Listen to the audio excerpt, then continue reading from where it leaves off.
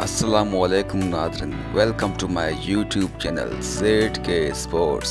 इनके पास एक प्लेयर थे बाबर आजम। बाबर आजम का ये 100% तय था कि बाबर आजम को बनाना पाकिस्तान ने और बिगाड़ना भी पाकिस्तान ने। मुझे अभी भी याद है, हम उस वक्त कहते थे यार ये यंग कप्तान है, अच्छा बैट्समैन है, गुड कैप्टन, यंग टीम है, एबल टीम है, सबको वो जीत अचानक से और मैंने कहा ये यही उतारेंगे लोग, ये पाकिस्तान का मीडिया ही इनको उतारे। और वही हुआ। जिमजिम जिम्बाए जिम्बू जिम्बाबर, आपको पता है कि क्या उसकी परफॉर्मेंस रही है, क्या उसकी हालत रही है।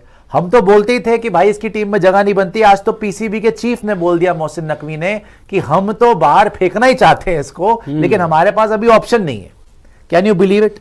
यही ब्रेकिंग न्यूज लेके जुड़े हैं कि मोहसिन नकवी ने ऑफिशियली बोल दिया है इस परफॉर्मेंस के बाद, जो बांग्लादेश ने इनको पेला है ना, घर में रेला है, थुकाई इनकी करी है, उसके बाद इनके पीसीबी के चेयरमैन भी बोल रहे हैं कि भाई इन लोगों को बाहर फेंकना हम चाहते हैं। पाकिस्तान के कप्तान साहब वो ये बात कह रहे हैं कि पिच की वजह से हम लोग मैच हार गए, क्योंकि पिच को जज करने में हम लोगों ने गलतियां की। नहीं सर, नहीं सर, आपने गलतियां पिच को जज करने में नहीं की, बल्कि आपने गलतियां इसलिए की है। आपकी तरफ से क्या गलती हुई है वो ये कि आपने अबरार अहमद को नहीं खिलाया, आपने 448 रन पे डिक्लेयर किया। इंडिया ने जिस तरह से पाकिस्तान के गेंदबाजों को दिन में तारे दिखाए थे, उसके बाद सारी दुनिया ये समझ गई कि पाकिस्तान से कैसे निपटना है।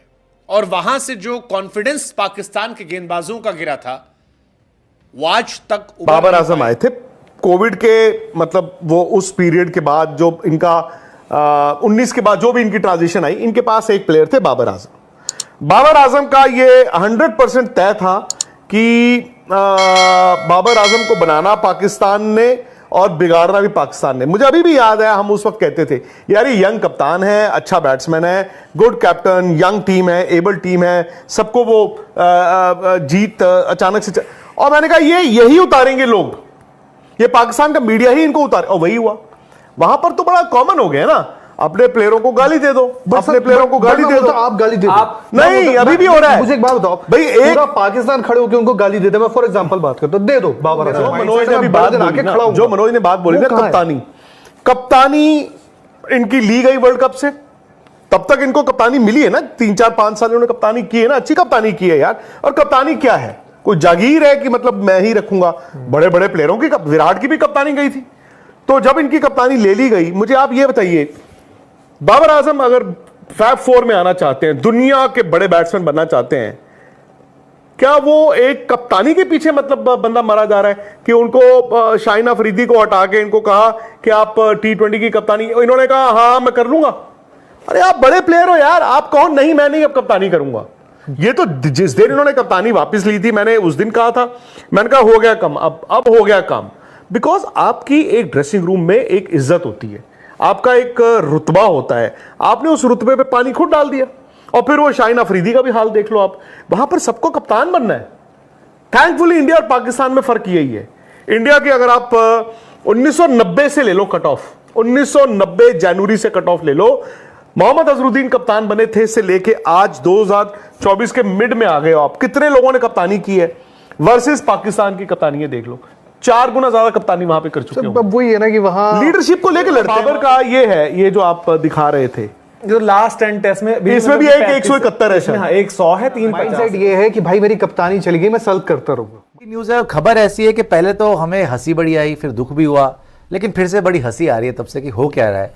अब जिमजिम जिम्बाए जिम्बू जिम्बाबर, आपको पता है कि क्या उसकी परफॉर्मेंस रही है, क्या उसकी हालत रही है। हम तो बोलते ही थे कि भाई इसकी टीम में जगह नहीं बनती। आज तो पीसीबी के चीफ ने बोल दिया, मोहसिन नकवी ने, कि हम तो बाहर फेंकना ही चाहते हैं इसको, लेकिन हमारे पास अभी ऑप्शन नहीं है। Can you believe it? यही ब्रेकिंग न्यूज लेके जुड़े हैं कि मोहसिन नकवी ने ऑफिशियली बोल दिया है इस परफॉर्मेंस के बाद, जो बांग्लादेश ने इनको पेला है ना, घर में रेला है, थुकाई इनकी करी है, उसके बाद इनके पीसीबी के चेयरमैन भी बोल रहे हैं कि भाई इन लोगों को बाहर फेंकना हम चाहते हैं, स्पेशली बाबर आजम को तो पहली फुर्सत में निकाल दूं, लेकिन हमारे पास अभी बैकअप नहीं है। मतलब हमारे पास अभी यंगस्टर्स ऐसे नहीं है, 25 प्लेयर भी ऐसे नहीं है कि हम सर्जरी करके ना, ये ऑपरेशन करके नए प्लेयर्स डाल दें। हमको अभी हमारी मजबूरी है कि पुराने प्लेयर्स को खिलाना पड़ रहा है, लेकिन वो एक चैंपियंस लीग टाइप करा रहे हैं अपने मुल्क के अंदर, जिसमें कह रहे हैं उसके बाद हमारा 125 प्लेयर्स का पूल बन जाएगा, उसके बाद हम इनको फारिग कर देंगे और नए प्लेयर्स को लेके आएंगे। रॉबिन आपको दिखा भी देंगे एग्जैक्टली मोहसिन नकवी ने क्या बोला, वो पॉइंटर्स भी हमारे पास है। और बाबर आजम पे भी बात करेंगे भाई कि परफॉर्मेंस इतनी गंदी रही है, और can you imagine, it is so embarrassing कि जो आदमी फर्जी टाइप से टेस्ट मैचेस में नंबर 3 पे चल रहा है आईसीसी रैंकिंग में, ओडीआई में नंबर 1 पे चल रहा है आईसीसी रैंकिंग में, और टी20 में नंबर 5 पे चल रहा है आईसीसी रैंकिंग में, उसको उसका खुद का पीसीबी का चीफ, पास ना तो प्लेयर है, ना डेटा है, ना इंटेंट है, ना गैरत है, हमारे पास कुछ भी नहीं है, उन्होंने बोल दिया गैरत तो, और हमारे पास सिर्फ बाबर और शाहीन है। तो उनको निकालना, तो ये वैसे ही बोल रहा है we can drop them in drop of a hat, इतनी जल्दी निकालने। जिस मुल्क ने अपने एक्स प्राइम मिनिस्टर्स को या तो मार डाला, या देश से बाहर निकाल दिया, या जेल में डाल दिया, इमरान खान अभी भी जेल में। जिस मुल्क ने बचपन से ही ऐसी पॉलिसी अपनाई कि जो भी तख्त पे बैठा उसकी उल्टी गिनती शुरू हो गई, चाहे वो परवेज मुशर्रफ हो, चाहे नवाज शरीफ हो, चाहे बेनजीर भुट्टो हो, चाहे जुल्फिकार अली भुट्टो हो, जिनको इन्होंने मर्डर करवा दिया इन्हीं के, उसने क्या कहते हैं, जियाउल हक ने, जियाउल हक हो, याया खान हो, मेरा कॉलेज से यार, जितने भी हो, जितने भी याया खान भी, तो देखिए जितने भी इनके प्राइम मिनिस्टर्स रहे हैं सबको या तो मर्डर कर दिया गया या जेल में डाल दिया गया। इमरान खान को अभी तक जेल में डाल रखा, और ये मेकशिफ्ट अरेंजमेंट है कि शहबाज शरीफ को वापस आर्मी ले जाएगी। यहाँ पर देखने वाली बात यह है कि अब बाबर आजम को अल्टीमेटम दे दिया गया कि हम तो तुम्हें चाहते ही नहीं और मजबूरी में खिला रहे हैं।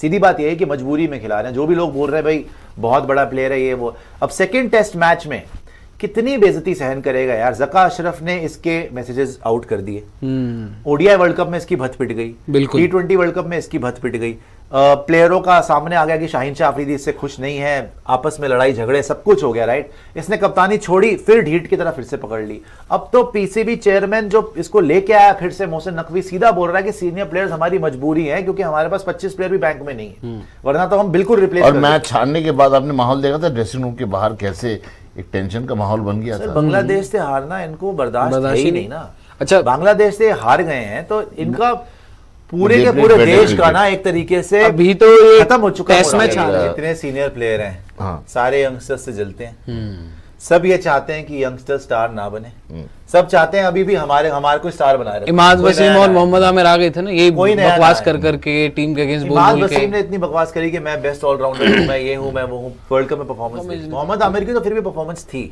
इमाद वसीम ने क्या करा, मैच ही उसने हरवाया इंडिया के अगेंस्ट, अक्षर पटेल को नहीं मार पाया ये लोग। और इमाद वसीम तो चल अभी खेल रहा है, इनको पुराने वाले हैं। और देखो ये अहमद शहजाद आजकल कितना खेलता है। अहमद शहजाद तो यार प्लेयर ही नहीं है, अहमद शहजाद कहां? नहीं, मैं वैसे बोल रहा हूं कि काफी सारा बड़े प्लेयर है यार, वकार ये कोई प्लेयर है अहमद शहजाद? ये तो कोई नहीं है। अहमद शहजाद को थूके भी ना पाकिस्तान में। ये वसीम अकरम, क्या कहते हैं, वकार यूनिस, इंजमामुल हक, ये जो बड़े बड़े प्लेयर हैं। इमरान खान तो शायद खैर इन्होंने अलग ही जेल में डाल रखे हैं, वो तो अलग प्लेयर थे, but what a player, what an all-rounder. But ये पाकिस्तान, शान मसूद पाकिस्तान के कप्तान साहब, वो ये बात कह रहे हैं कि पिच की वजह से हम लोग मैच हार गए क्योंकि पिच को जज करने में हम लोगों ने गलतियां की। नहीं सर, आपने गलतियां पिच को जज करने में नहीं की, बल्कि आपने गलतियां इसलिए की है। आपकी तरफ से क्या गलती हुई है वो ये कि आपने अबरार अहमद को नहीं खिलाया, आपने 448 रन पे डिक्लेयर किया। डिक्लेयर करना अच्छी बात है, ब्रेव कॉल था, सही बात है, लेकिन आपके बॉलर्स जो है वो पूरी तरह से बेकार हो चुके हैं। टेस्ट क्रिकेट खेलने के जैसे बॉलर नहीं है जिनमें एक ऐसी माइंडसेट हो जहां पे आप ये कह सकते हो कि ये हमारे बॉलर है और ये बॉलर हमारे 20 विकेट निकाल कर दे सकते हैं। ऐसे गेंदबाज आपके पास नहीं है। आपने कैप्टेंसी में कई जगह पे मिस्टेक्स किए हैं, वहां पर आपको ध्यान देना चाहिए था। बहुत कुछ आपसे गलतियां हुई है और अच्छी बात यह है कि आपने गलती को माना कि आपने गलती की है, लेकिन आप बहाना बना रहे हो कि पिच की वजह से, उसको जज करने की वजह से हम लोग मैच हार गए। नहीं, आप पहले गेंदबाजों की वजह से मैच हारे हैं और उसके बाद अगर ड्रॉ हो भी सकता था तो आपके बल्लेबाज जो है सबके सब फ्लॉप साबित हुए हैं। शान मसूद, सैम अयूब, अब्दुल्ला शफीक, बाबर भाई, सौद शकील, हर किसी ने इस हार में अपनी तरफ से पूरा का पूरा योगदान दिया है और इसी वजह से आपकी टीम जो है मैच हारी है। कलेक्टिवली आप लोग हारे हैं और ब्लेम सबसे ज्यादा जाता है कप्तान पर, क्योंकि जब बाबर आजम कैप्टन था तब सबसे ज्यादा कप्तान पे ही ब्लेम जाता था और कप्तान ही फंसता है। कप्तानी नहीं है भाई साहब, ये आग का दरिया है और उस पर जो है डूब के जाना है, तो ऐसा ही है कप्तानी। तो अभी से ही आदत डाल लीजिए, क्योंकि आपके खिलाड़ी तो सुधरने वाले हैं नहीं। अगर सबने जिम्मेदारी उठाई होती तो शायद आज मैच आप हारते नहीं, ड्रॉ होता और अगला टेस्ट मैच में आप कमबैक करने की कोशिश करते।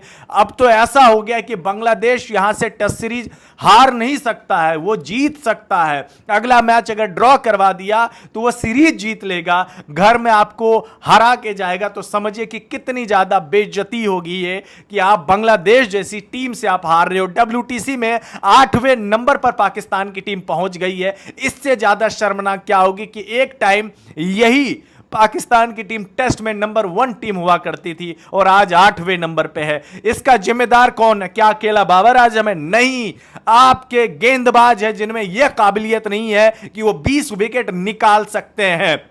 इवन अपने घर में आपने होम कंडीशंस का फायदा तक आपको उठाना नहीं आया, तो आप ये सिर्फ अकेले कैसे कह सकते हैं कि पिच की गलती है? आप अपने क्यूरेटर को बाद में बोलिएगा, आप पहले खुद की बल्लेबाजी देखें कि आपने किस तरीके से आज तक बल्लेबाजी की है। आपका आखिरी शतक शान मसूद साहब आया था 2020 में, 4 साल से आपने एक सेंचुरी तक नहीं लगाई है, गिन के 2-3 50 आपने लगाई होगी। तो भाई 28 के एवरेज वाला अगर कप्तान बन सकता है बस इसलिए क्योंकि वो अंग्रेजी बोल सकता है, यह काम तो सिर्फ पाकिस्तान में ही हो सकता है। अगर ऐसा ही चलता रहा तो हमेशा पाकिस्तान क्रिकेट का डाउनफॉल ही होगा।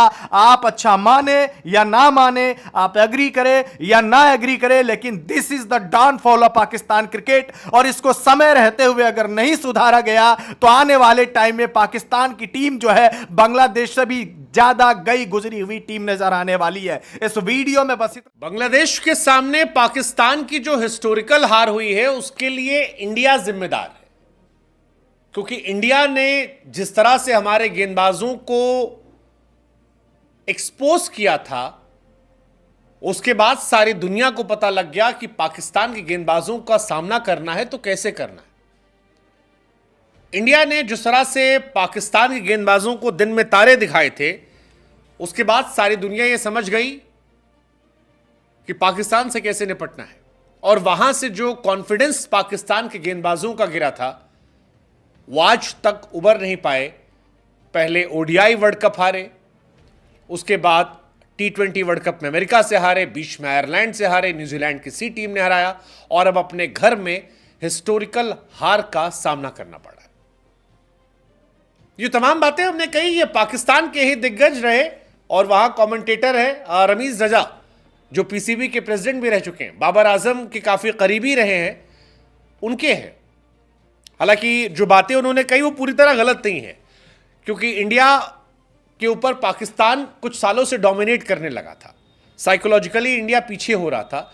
लेकिन उसके बाद रोहित शर्मा, केएल राहुल, विराट कोहली, इन सब ने जो धावा बोला, जिसमें नसीम शाह पर, शाहीन शाह अफरीदी पर, खास तौर पर रोहित शर्मा ने जो छक्के चौके बरसाए, उसका असर यह था कि पाकिस्तान साइकोलॉजिकली कभी उभर नहीं पाया और वहां काफी सीमिंग कंडीशन थी। एशिया कप में कंडीशंस काफी अलग थे, लेकिन रोहित शर्मा की वो बल्लेबाजी शुरुआत एंड देन विराट कोहली और केएल राहुल के वो शानदार शतक, उसने पाकिस्तान पर साइकोलॉजिकल असर डाला। लेकिन उस हार के बाद अब तकरीबन 1.5-2 साल हो गए, रावलपिंडी में जब पाकिस्तान को 10 विकेट से हराया और पहली बार बांग्लादेश ने पाकिस्तान के खिलाफ कोई टेस्ट जीता। For the first time in history Pakistan के घर में 10 विकेट से हार हुई। For the first time in history in 70 years Pakistan के किसी कप्तान को 4 बार लगातार हार का सामना करना पड़ा। रैंकिंग में पाकिस्तान नीचे से नंबर 2 पर आ गई। तो इन सारी चीजों का एनालिसिस वहां के एक्सपर्ट्स ने अलग अलग तरीके से। शान मसूद, बाबर आजम की टीम जो है शर्मनाक तरीके से हार गई है। रमीज रजा ने जो कुछ कहा वो हैरान कर रहा है, बहुत हैरान कर रहा है। और ये बहुत इंपॉर्टेंट है कि क्या इंडिया ने पाकिस्तान को साइकोलॉजिकली इतना तोड़ दिया कि अब दुनिया के तमाम जो दिग्गज टीमें हैं उन्हें पाकिस्तान से डर लगना खत्म हो गया। क्योंकि शाहीन शाह अफरीदी इस मैच में भी एकदम बेकार थे। अगर उनका वो बच्चे वाला सेलिब्रेशन हटा दें तो क्रिकेटिंग वजह से वो चर्चा में नहीं थे। एक शाहीन अफरीदी इस मैच में 2 वजह से चर्चा में थे, एक शान मसूद तक कंधे से हाथ हटाना और एक अपने बच्चे का सेलिब्रेशन। कई लोगों ने नसीम शाह की वो पेट निकली तस्वीरें भी दिखाई कि अगर आपका इंटरनेशनल बॉलर पेट निकाल कर घूम रहा है, शाहीन अफरीदी को कई लोगों ने स्पिनर कहना शुरू कर दिया, तो आपकी रेपुटेशन वैसी नहीं है जैसे एक जमाने में हुआ करती थी। ये कहा गया कि सारी गेंदबाज जो है उन सब की गति कम हो गई है, स्किल वैसी रही नहीं। पाकिस्तान से ज्यादा तेज तो बांग्लादेश के गेंदबाज है, पाकिस्तान से ज्यादा स्किलफुल बांग्लादेश के गेंदबाज नजर आ रहे हैं। और ये सारी बातें रवींद्र जडेजा ने कही, कहा कि हमारे गेंदबाज परफॉर्मेंस की बजाय, प्रतिष्ठा बनाने के बजाय विकेट लेने के बाद एंजॉय करने या ड्रामा करने की कोशिश करते हैं, और इस ड्रामे में ही उनकी पूरी क्रिकेट रह गई है। वो एक के बाद एक मैचेस हारते हैं और ड्रामेबाजी करते करते आगे बढ़ते आ रहे हैं। ये कहा कि अगर कोई टीम जीत के मुंह से हार छीन सकती है तो वो पाकिस्तान है। पाकिस्तान की रेपुटेशन ऐसी बन गई है। कह रहे हैं पाकिस्तान में सब कुछ खराब हो गया, बैटिंग होती नहीं, बॉलिंग होती नहीं, दबाव नजर आता है, और इस सब की शुरुआत जो है वो इंडिया के साथ हुई है। इंडिया ने जब से पाकिस्तान को पटका तब से पाकिस्तान उस सदमे से कभी उबर नहीं पाया। हमें लगा आपसे पूछे, गुरु सही बात है, एशिया कप के बाद से ही पाकिस्तान की दुर्दशा शुरू हुई है। वैसे रोहित शर्मा ने मारा अच्छा था शाहीन को, फिर विराट ने अच्छा फेंटा लगाया था, राहुल ने अच्छा लगाया था, बाद में ईशान किशन ने भी जो टाई हो गया था मैच उसमें लगाया था। तो ये तो है कि पाकिस्तान ने गेंदबाजों की रेपुटेशन तो खराब की थी इंडिया ने, और उसके बाद सब पीट रहे। इस सीरीज के बाद इंग्लैंड की सीरीज है जिन्होंने पिछली बार आके 500 ठोक दिया था। Let's just see.